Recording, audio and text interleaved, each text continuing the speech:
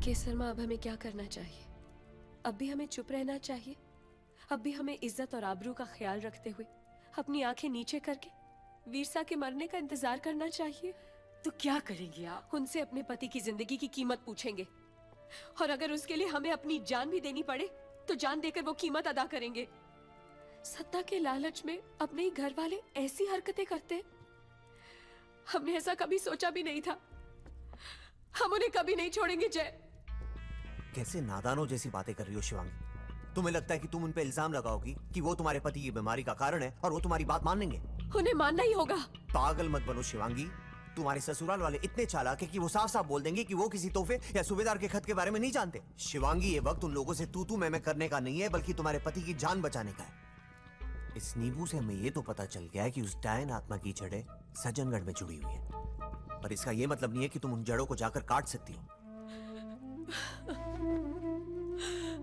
तुम क्या करें जय? सब कुछ जानते हुए भी चुपचाप बैठ के तमाशा देखते रहे? नहीं, तुम सिर्फ यहां रह के अपने पति की देखभाल करो, और मैं वहां जाकर उन जड़ों को काटने की कोशिश करूंगा। मैं उस डायन को अपने मकसद में कामयाब नहीं होने दूंगा शिवांगी, ये वादा है मेरा तुमसे।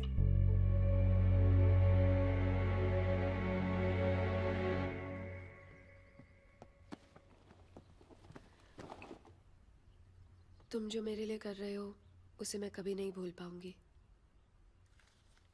ये क्या है? अपना वादा पूरा कर रही हूँ।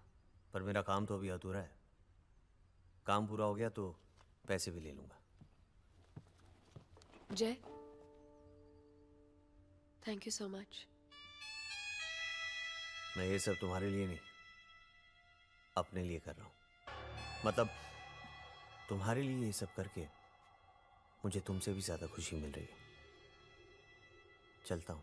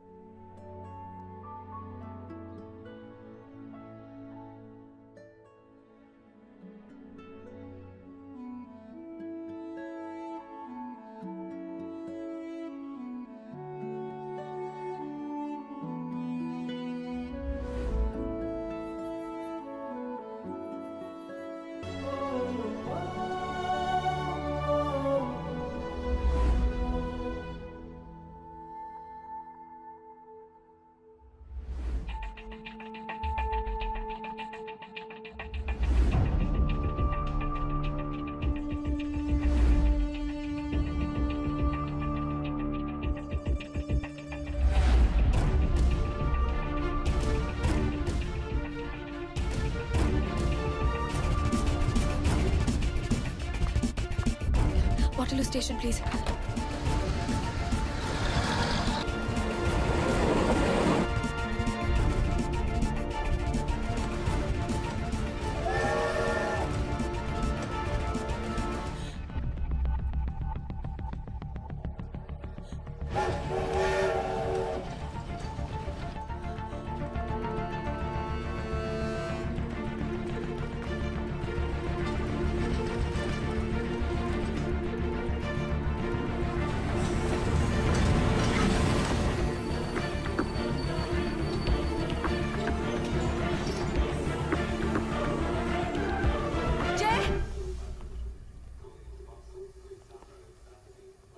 मैंने तो तुम्हें कभी लॉकेट भेजने वाले का नाम नहीं बताया, फिर तुम्हें कैसे पता चला वो लॉकेट सज्जनगढ़ के सूबेदार ने भेजा था?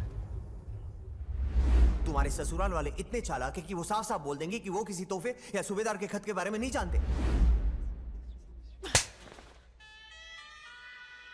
मैं यही सोचती रही कि मेरे ससुराल वाले मुझसे दुश्मनी निभा रहे हैं, पर मुझे क्या पता था कि जिस इंसान पे मैंने सबसे ज्यादा विश्वास किया वही मेरा सबसे बड़ा दुश्मन है। जिस आत्मा को तुमने खुद मेरे पास भेजा, मैं उसी से पीछा छुड़ाने के लिए तुम ही से मिन्नतें करती रही। मैंने बचने के लिए तुम्हारा हाथ थामा और तुमने हाथ खींच के मुझे पूरी तरह डुबो दिया। हाँ, क्योंकि तुमने मेरा हाथ थामा भी था अपनी जरूरत के लिए और हाथ छोड़ा भी था अपनी जरूरत के लिए। दुश्मनी मैंने नहीं, तुमने निभाई थी मुझसे। भरी अदालत में मुझ पे इल्जाम लगा के, सबके सामने मेरे प्यार का मजाक उड़ा के, मुझे मेरी औकात दिखा के। जेल मुझे 5 सालों के लिए हुई थी शिवांगी, पर सजा मैं आज तक काट रहा हूं। उस दिन वो जज ने तुम्हारी गवाही सुनी, अपना फैसला सुनाया और मुझसे मेरी सारी खुशियां छीन ली। और मैंने अपने दिल की गवाही सुनी और तुमसे तुम्हारी हर खुशी छीनने का फैसला कर लिया। तुम्हारे पति की मौत का फैसला तो मैंने सज्जनगढ़ में ही सुना दिया था।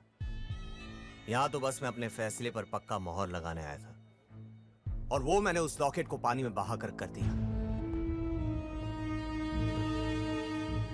तुम्हारी आंखों से बहता एक एक आंसू शिवांगी मेरे दिल को इतना सुकून पहुंचाता है, मैं तुम्हें बता नहीं सकता। बड़ा मन था मैं भी तुम्हारी आंखों में वही तड़प देखूं जो कभी मेरी आंखों ने महसूस की थी,